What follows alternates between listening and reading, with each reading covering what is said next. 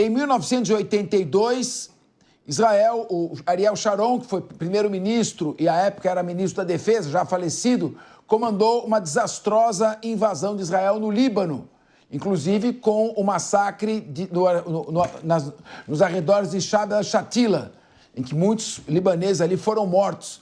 E o exército israelense estava ali, de certo, naquela ocasião, foi a queda de Ariel Sharon. E foi uma invasão que durou até 2006, quando Israel deixou o Líbano. A pergunta que eu iria fazer, e que é importante ouvir a opinião dele, é se será uma operação limitada ou se haverá a tentação novamente de ocupar o sul do Líbano, que não se revelou de grande proveito. Vamos então debater agora, vamos retomar. Primeira coisa que eu queria ouvir, vamos trazer aqui para o país, para o nosso Brasil. Davi Andrade, me senti que, na visão dele, ele é muito integrado com as forças militares de Israel. Quando eu fui, nós entramos em áreas que são restritas do Exército. Ele diz que a oposição brasileira não é prioridade em Israel. Você concorda com isto ou não? Capês, ele disse o que muitos de nós gostaríamos de dizer, né? A absoluta insignificância da diplomacia brasileira num evento desse, né? Que não significa absolutamente nada. Agora, envergonha, né? Envergonha a nós, cidadãos do bem aqui brasileiros, que ficamos testemunhando esse alinhamento ou desalinhamento do governo brasileiro a quem deveria estar alinhado, a única democracia da região, né? Quer dizer, o Brasil teria que estar do lado de Israel, penalizando, se manifestando contra grupos terroristas. E o Brasil fica num compasso de espera, em cima do muro, fala isso, fala aquilo, mas não se alinha à única democracia da região. Mas agora eu queria ouvir, João Belutti, o Brasil é a segunda maior economia do hemisfério sul. Está entre as 9 maiores economias do mundo. É um país, quando você olha no mapa, ele desponta ali na América do Sul como um centro de influência geopolítica. E também ele integra os BRICS.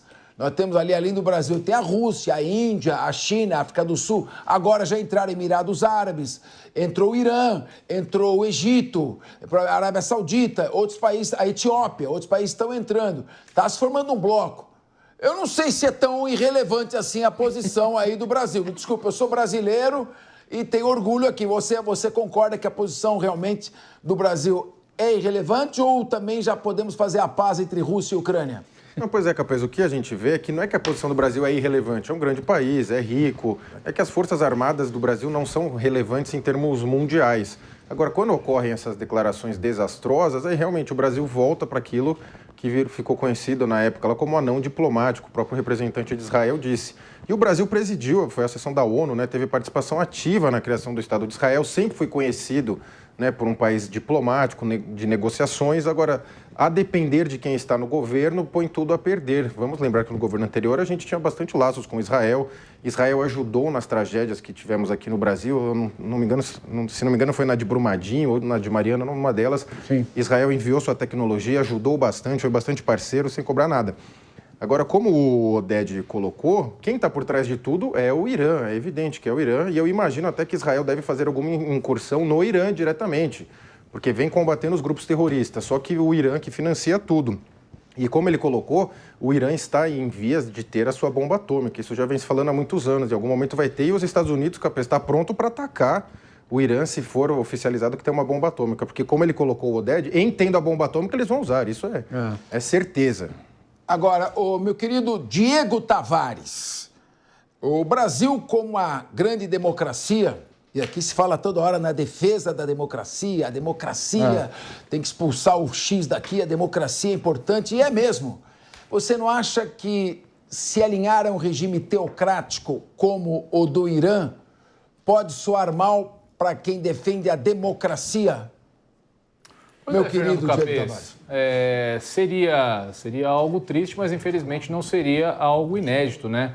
Haja visto que nós estamos acompanhando a respeito da triste novela que ocorre aqui do lado do quintal da nossa casa com os nossos irmãos venezuelanos. Então, o Brasil tem a tradição da neutralidade, mas essa neutralidade vai até a página 2. Vai até o alinhamento ideológico não encontrar nenhum óbice com a narrativa do governo de ocasião. Mas, de fato, esse posicionamento brasileiro que opta ao deixar abandonada a única democracia do Oriente Médio para passar um pano, de certa forma, para a atitude de grupos terroristas Grupos terroristas que atacam um povo que está lá em paz, como foi dito pelo Oded, que está lá vivendo a sua vida, tocando o seu país, tocando suas atividades, dialogando com o mundo, inclusive dialogando com parte do mundo árabe. E esses grupos terroristas nada mais fazem do que causar o medo, causar o terror, causar morte dentro do território de Israel. Claro que algumas condutas por parte dos governantes israelenses merecem a sua devida censura. Numa guerra, infelizmente, tem censura para os dois lados. Mas o fato é que Israel estava ali em uma situação de paz e no outubro de 2023 foi cruelmente atacado, foi covardemente atacado por grupos terroristas e tem que ter o seu direito de exercício da sua defesa. Eu esperaria do governante aqui do Brasil a mesma postura caso outro país fizesse aqui no Brasil o que foi feito em Israel. Agora, é claro, ninguém aqui defende a morte de inocentes, ninguém aqui defende operações militares desarrazoadas e tudo isso também está sendo praticado por parte de Israel. No contexto geral, é mais um capítulo triste, como eu disse no meu primeiro comentário, para a história daquela região, para a história daquele povo que parece estar cada vez mais longe de um cenário de paz. Exatamente. O Luca Bassani está aqui, claro, não é o momento de falar nisso, mas tem sérias restrições a alguns integrantes da extrema-direita israelense, aí eu falo extrema-direita mesmo, inclusive o que alguns colonos fazem nos territórios ocupados da Cisjordânia. Mas aqui nós estamos falando de outra coisa, da Israel tentando se defender de um ataque de um regime que se propôs a destruí-lo quando era o Ahmadinejad, presidente do Irã. Ele falou várias vezes em destruir completamente o Estado de Israel, aniquilar o Estado. São palavras horríveis para serem ditas por um líder. Luca Bassani, você está conosco, você ouviu o que Oded Lugaci falou o tempo todo, inclusive quanto à posição brasileira. Faz uma análise geral da sua visão desta fala, o teu sentimento, você que eu classifico como o melhor correspondente internacional do país. Quero ouvi-lo.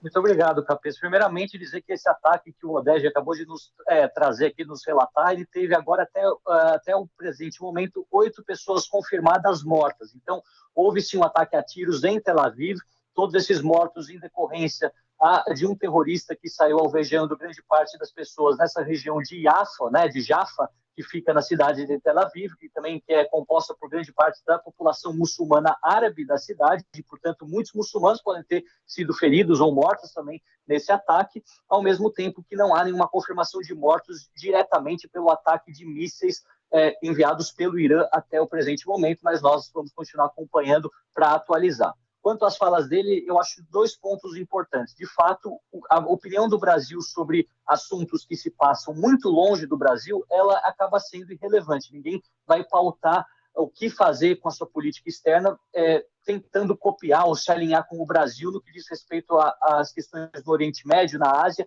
e até mesmo aqui na Europa. O Brasil é um grande país do aspecto econômico, produtor agrícola, nós sabemos uma grande população, uma grande economia entre as 10 do mundo, mas é um líder regional, principalmente na América Latina, e deveria cumprir bem este papel, algo que, na minha visão, tem carecido um pouco, principalmente nas questões dos direitos humanos em países muito pontuais, como nós sempre comentamos aqui, como a Venezuela e a própria Nicarágua. Então, o Brasil teria que se empenhar para melhorar a qualidade de vida e fazer com que as democracias florescessem na América Latina, antes de se preocupar de maneira tão veemente com os conflitos em outras partes do mundo, por mais que todos os países tenham a liberdade de se manifestar como queiram.